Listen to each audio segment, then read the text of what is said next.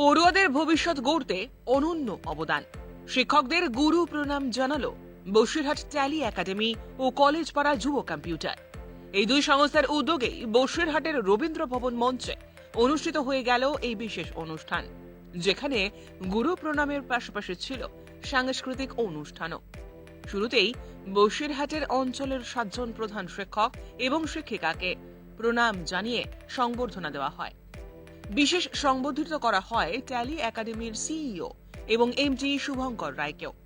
শিক্ষকদের মধ্যে উল্লেখযোগ্য বসিরহাট হরিমোহন দালাল হাই স্কুলের প্রধান শিক্ষিকা চন্দ্রা মিত্র, ভাবলা তন্ত্র শ্রী রাজেন্দ্র প্রসাদ উচ্চ বিদ্যালয়ের গৌতম বৈদ্য, রঘুনাথপুর হাই স্কুলের সুজিত নন্দী, পানিতর হাই স্কুলের আশিস হালদার, দণ্ডিরহাট নগেন্দ্র কুমার উচ্চ শিক্ষা নিকেতনের দীপক কুমার রঞ্জন।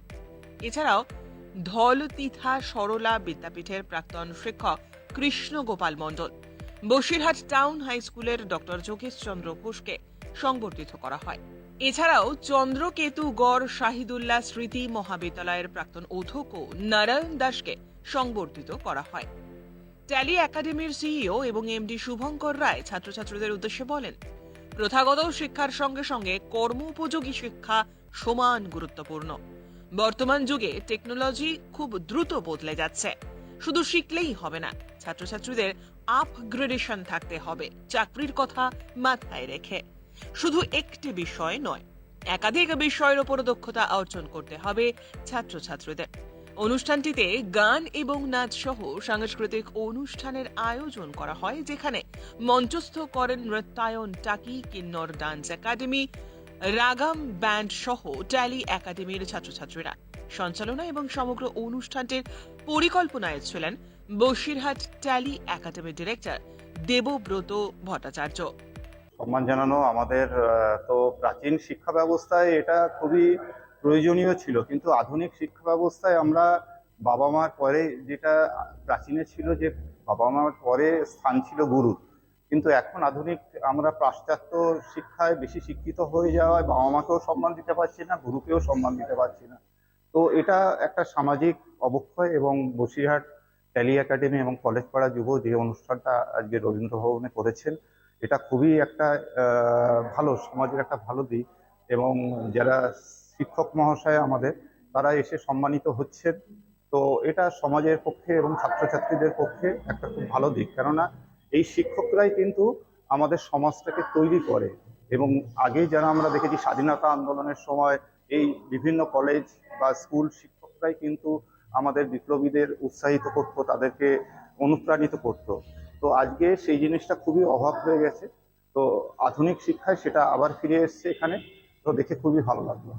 না, মোবাইল দেখুন, আজকে যেখান থেকে সৃষ্টি বা যেখানে আমেরিকা বা যেসব জায়গায় মোবাইল যারা তৈরি করে সফটওয়্যার, সেখানে কিন্তু বাচ্চাদের জন্য একটা 12 বছর বা 15 বছরের আগে বাচ্চাদের মোবাইলে হাত দেওয়া, সেখানে কিন্তু মানে সেখানে তারা অ্যালাউ করে না বাচ্চাদেরকে, বা তারা 1 ঘন্টা বা আধ ঘন্টার একটা ছোট দেয় দিনে, যে যেখানে মোবাইলটা ইউজ করতে পারে। কিন্তু আমাদের এখানে দেখছি আমরা ছোটবেলা থেকেই একটা বাচ্চা খাচ্ছে না বা জ্বালাতন করছে, তার হাতে মোবাইল দিয়ে বসিয়ে দেওয়া হলো। তো মোবাইলে আমাদের এটা একটা ভালো দিকও আছে, কিন্তু এটা খারাপ ভাবে আমরা ইউজ করছি, এটা সামাজিক অবক্ষয়ের দিকে নিয়ে যাচ্ছে আমাদের।